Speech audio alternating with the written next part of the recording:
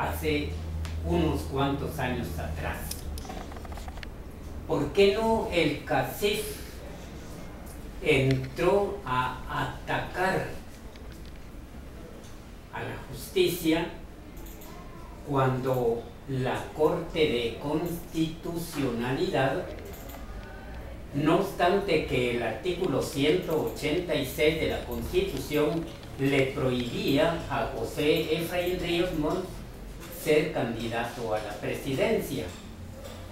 Pero los honorables magistrados de la Corte de Constitucionalidad de la época lo ampararon y le dieron luz verde para que participara como candidato presidencial. No ganó la elección, pero la Corte de Constitucionalidad se identificó, según lo ha dicho el pueblo de Guatemala, como violadora de nuestra Constitución. ¿Por qué no brincaron en aquel tiempo? Es como te digo que esto tiene un contenido histórico.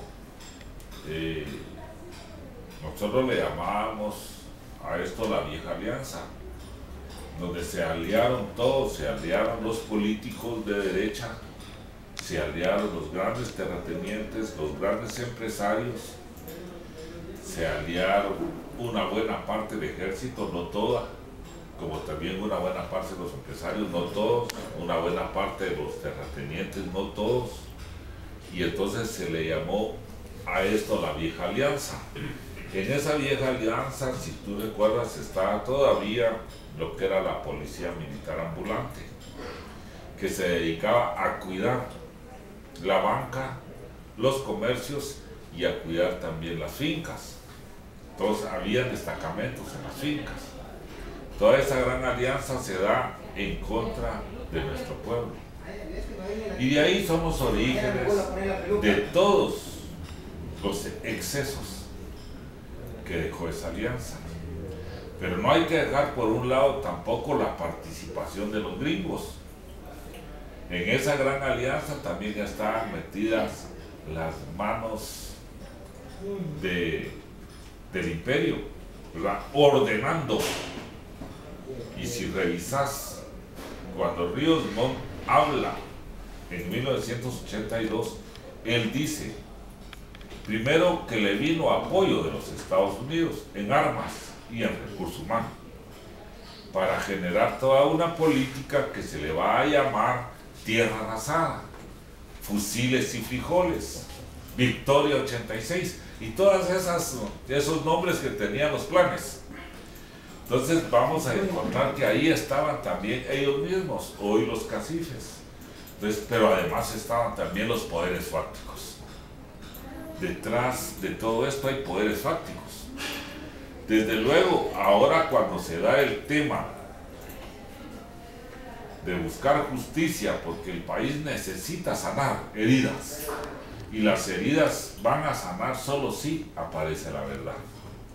Entonces, efectivamente, hoy comienza a aparecer una verdad que todavía no ha terminado, porque es una partecita de la verdad. Y aparece la sentencia. Creo yo que esa sentencia es la que nosotros debemos de magnificar como país.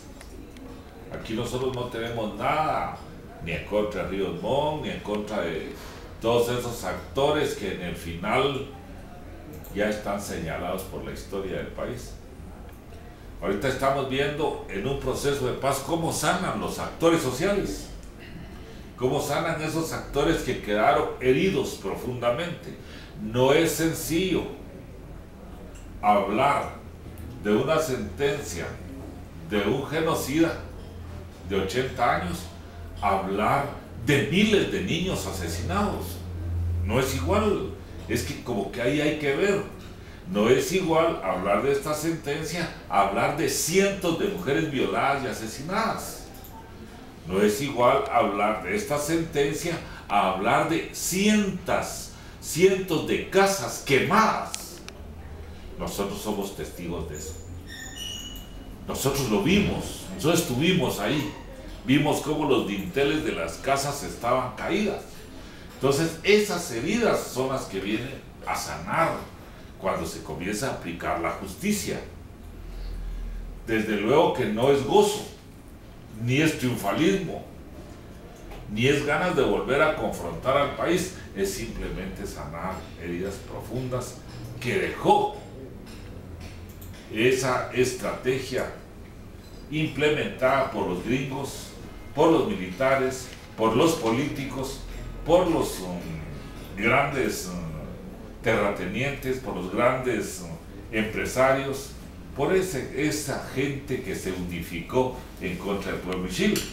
Desde luego que lo que pasa es que falta que esto siga apareciendo. Si aquí eso es el principio de dolores, todavía son pequeños dolores de parto, porque aquí van a aparecer cosas, y por eso es que ellos están jugando ese papel. No es justo querer tapar el sol con un dedo.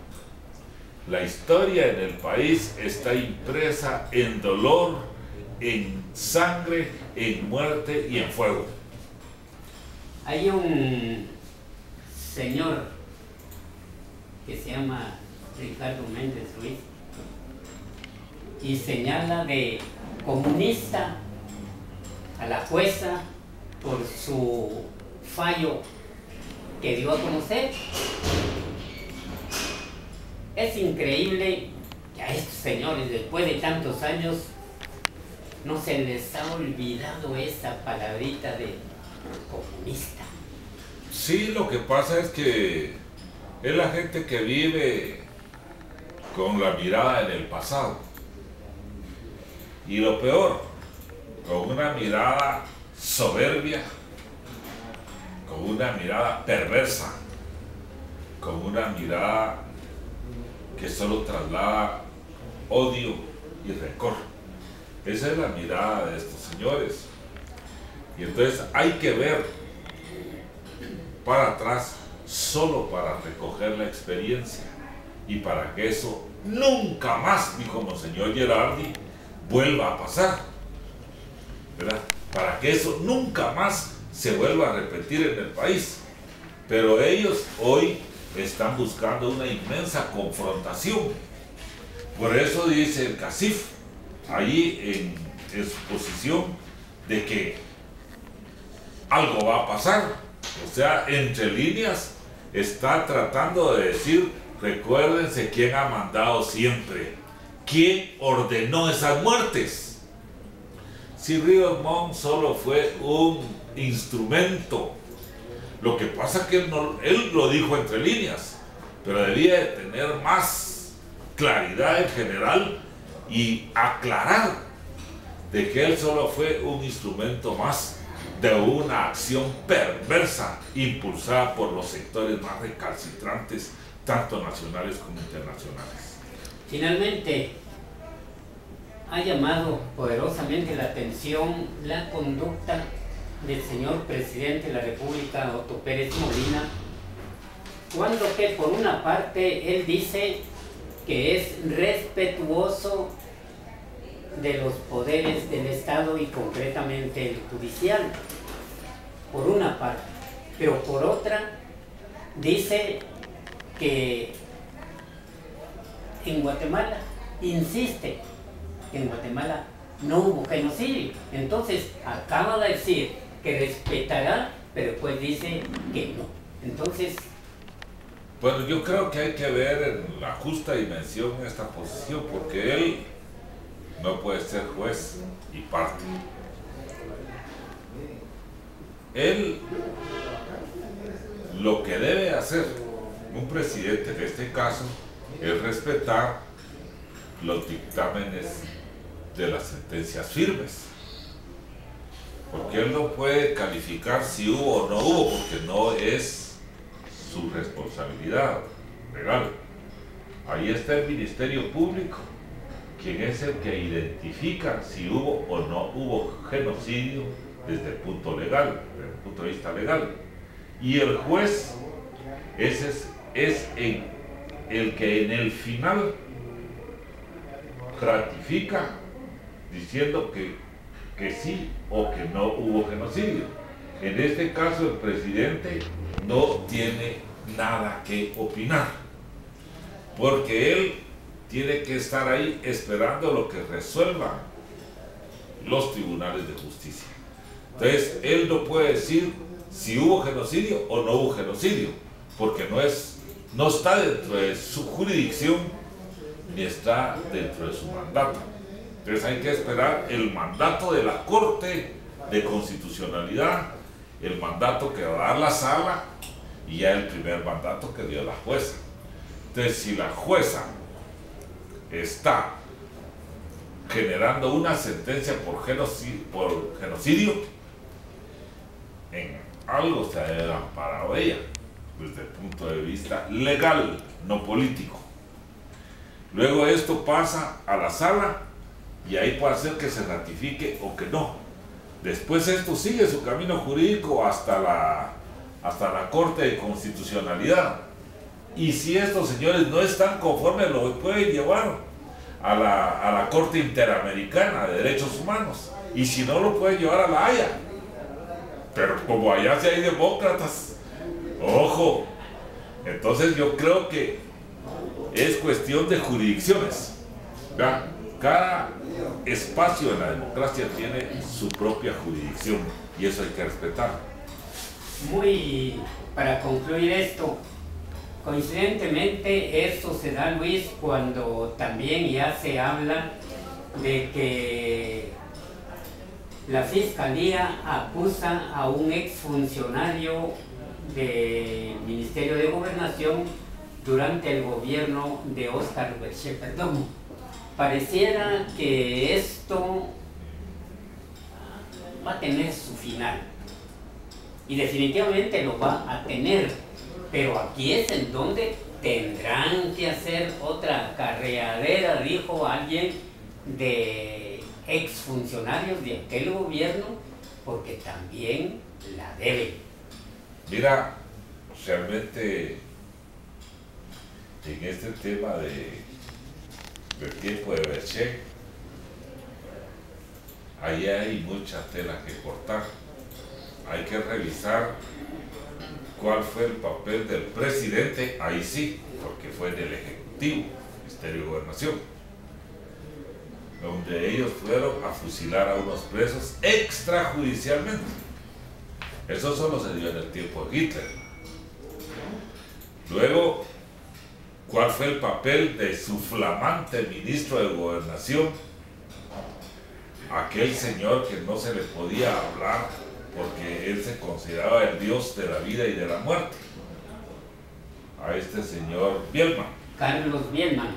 Desde luego, que anda también por ahí en el extranjero, porque ahora sale que es español, ¿va? Y entonces que tiene ciudadanía española, pero hay que pedir la extradición.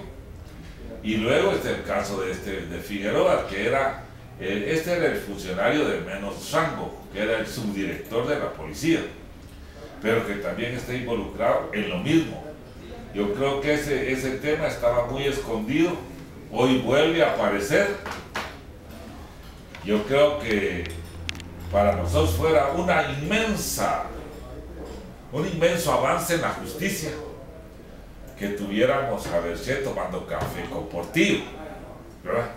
Porque si la justicia fuera realmente en equidad y en igualdad, estos señores que asesinaron, que fueron a fusilar a esos presos, Berché, Bielman y Figueroa, y Edwin Spencer, que era el director general de la Policía Nacional, que también está detenido. Sí, y Spencer, esos deberían de estar tomando café y jugando póker ahí con Portillo, porque eso lo tienen a Portillo, y estos que hicieron esas inmensas barbaridades no. Yo creo que poco a poquito la justicia internacional va dando pasos muy certeros, que todo eso es lo que necesita el país para que vayamos construyendo la verdadera democracia, porque ahorita ha estado la democracia de Berché, la democracia de Bielman, la democracia de Spirsen, la democracia de Figueroa, pero no la democracia del pueblo. Como dice Regina, que la justicia sea pareja y no solo en contra de los descalzos. Efectivamente, la verdad es que aquí, cuando se rompe el status quo, como lo que pasó hoy con la sentencia histórica, pues desde luego que aparecen brincando las liebres. Muchas gracias a Luis Lara